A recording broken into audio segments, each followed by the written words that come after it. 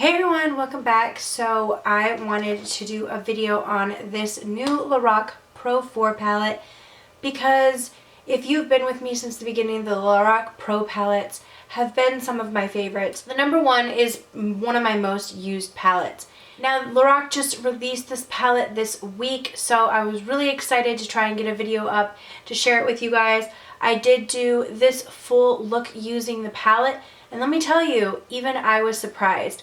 So originally upon looking at this palette, I thought that it was a lot of light shades and then some shimmers. But I think you guys will be surprised if you watch the look. Some of the shades are more pigmented than you thought. So I thought I would just swatch this. Also, I would compare it to, I have the 1 and the 2, but I did get rid of the 3 because I wasn't using that palette. So I think I passed it on to like my sister-in-law or something. But I do have these to kind of compare it to, so we can kind of see the theme. I sort of remember the theme of the 3, so I will just give my opinions on that.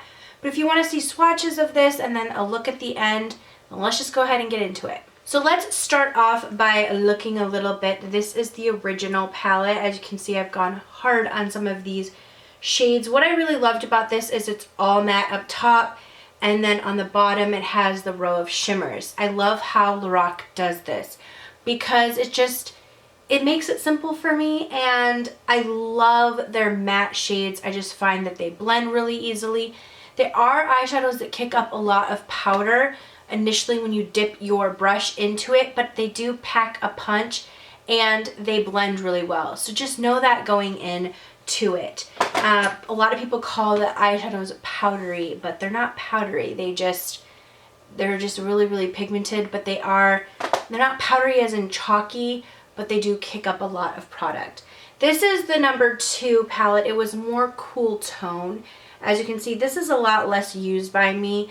I just don't reach for this if I want a cool tone palette. I did appreciate that they had some gem tones in here, some like purple or muted blue and whatnot, but this just is not a very well-loved palette by me. I like it and I still keep it in my collection, but I don't love it. Like I just really loved the 1. The 3 was more of like, I would say, rose gold shades. There were some really nice rose gold shades, but a few of the shades just didn't really work for me, and I thought it was a lot of light shades on the top row, and I wasn't using it, so I passed it on. So this 4th Pro palette looks like a lot of light shades, so it's all matte up top and then all the shimmers again on the bottom. Now they have like the shade Chantilly, Brulee, Pecan, Rosebud, Warm Ginger, Cognac, Amaretto, Black Currant, Soft Pearl, Ice Rose, Silver Mauve, Bergonia, Candlelight, Merlot, Java, and Midnight. So some of these shades are repeats if you have the Mega Pro palettes.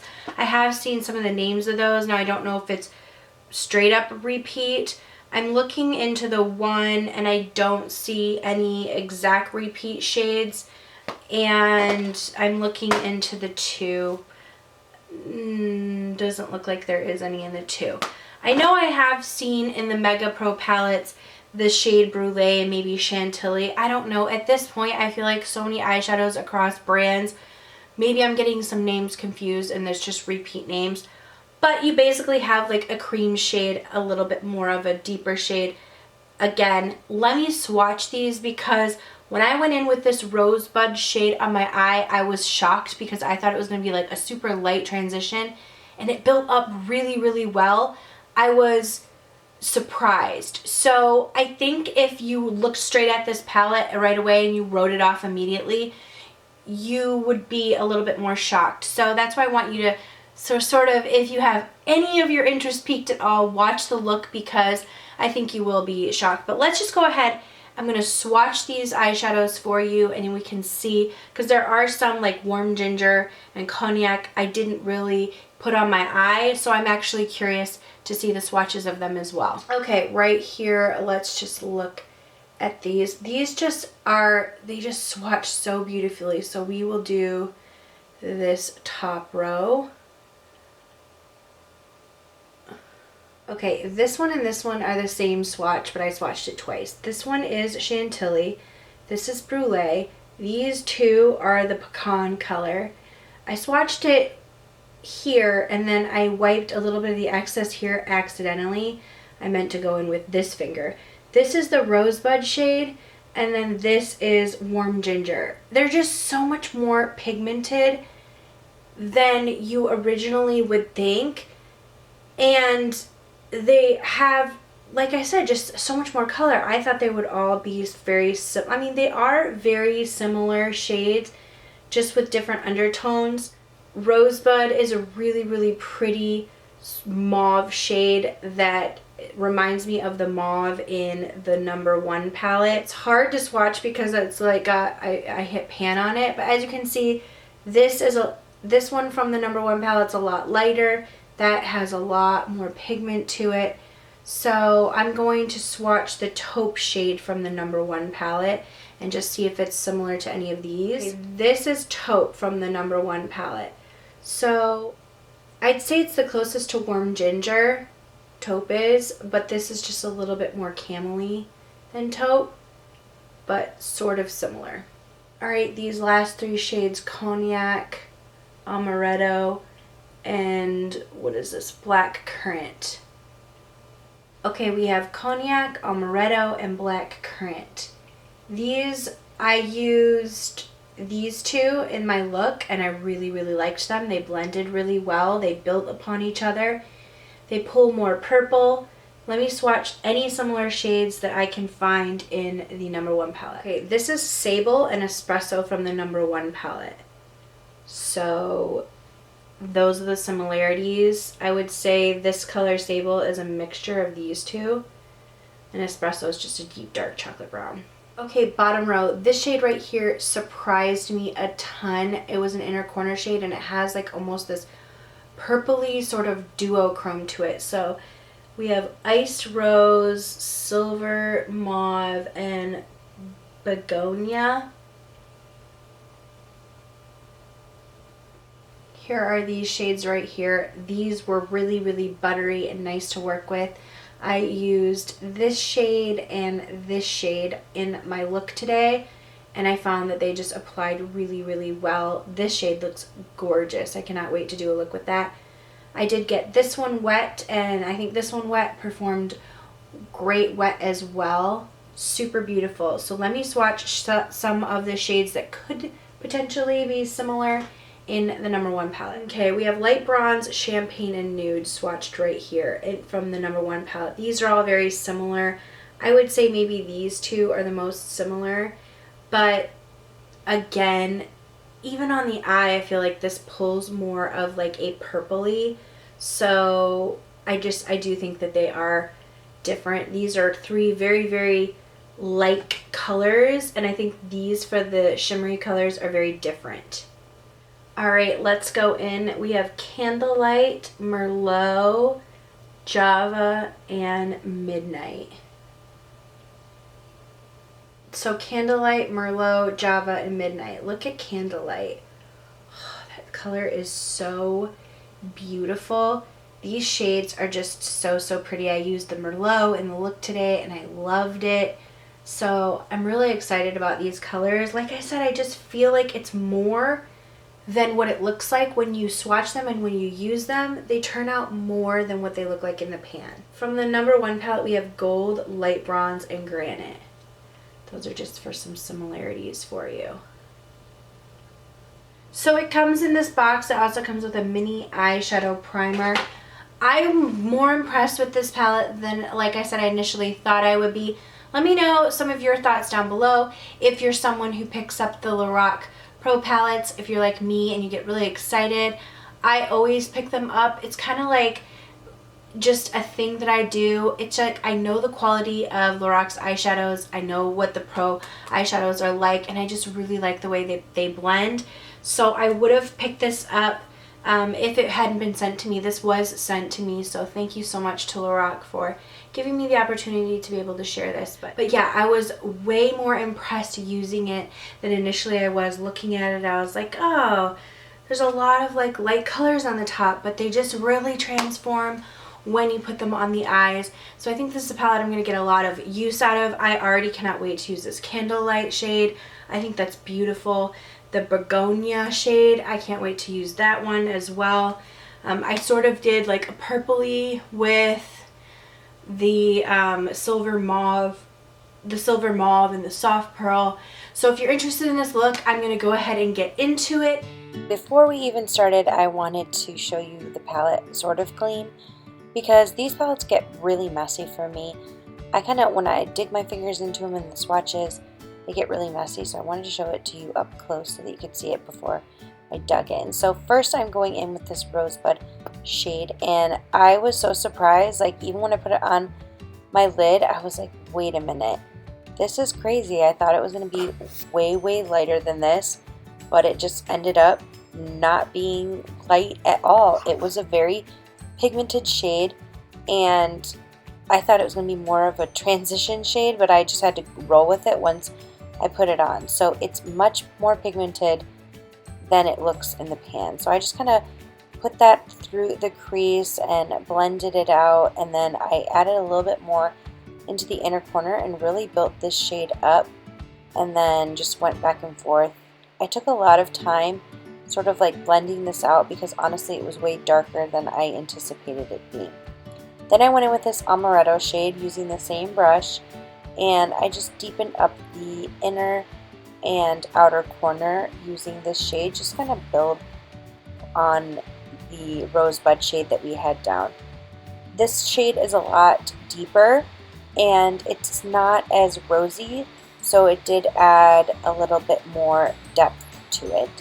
I really liked the way that these shades sort of built upon each other as well as blended out. So I'm just going with a clean blending brush and blending all of these out. Okay, and then I'm taking this black currant color and I'm placing that in the outer corner just to really deepen and darken this up. I'm really stamping this color on because I wanted it to be really pigmented, and like the most pigmented on the inner and the outer corner. So I just really started by stamping it in the outer V and then blending it moving forward, but I didn't really drag it too far in. I just kind of started with the stamping and then moved on. I really loved this color because it was a nice color to darken things up with, but it also was pulled like a really pretty shade of almost like purpley maroon. So I really ended up loving this color. It was one of those colors that surprised me, and I'm glad it's in the palette. It's not like your traditional like red, it's just a really pretty maroon shade. Okay, this is where you see me attempt to do a cut crease, or sort of like using concealer to do the middle of my lid. I thought it was going to be like Raw Beauty Kristi does it, but no. For me, this ended up being slightly a fail, but you're going to watch me attempt through it. So I went ahead and topped it with this Iced Mauve shade. I really like the way that this went ahead and applied. So I put it in the center, and it was a little bit looking like a square. Okay, it looked like a square in the middle of my eye, but this is gonna get better, I promise. I'm gonna keep going. So I did this soft pearl and I put that in the center to try. I really wanted it to be like a little bit more bright in the center, so I just patted that in the center of each eye, and then this is me sort of trying to buff the edges out. But I knew I wanted to use one of the shimmery Merlot colors in this palette, that's what I'm going in here with. So I wanted to kind of do the edges with this color, and I really liked that. But you'll see that it's still kind of just, you can sort of see where everything starts and stops for me right here. So I'm really trying to get it to blend, but not everything looks good until I kind of go in with my finger here in a minute, and you'll see I make an attempt to sort of smooth everything out with my finger, and I think that sort of helps to kind of blend those lines to be a little bit more of a seamless transition. And then I went in with the Chantilly color and I put that under my brow bone, and that is a really pretty nice matte shade. And then I went back in with the amaretto color, and we kind of just placed that around, and I used that to sort of buff everything out because I thought I might have lost a little bit of that transition. Then going in with that pearl shade again, I put that soft pearl shade, I put that in the inner, not the inner corner, that's later. I put that on top of my lid again. Just wanted to be sure we didn't lose any of that. And now I magically have all my face makeup on. I'm going in with this white liner. This is from the Makeup Forever collection. And then I went in with the Rosebud shade on a pencil brush just under my eyes. I am wearing Pageboy lashes from Kiss Lashes, and I just put a little bit of black liner on my upper lash line.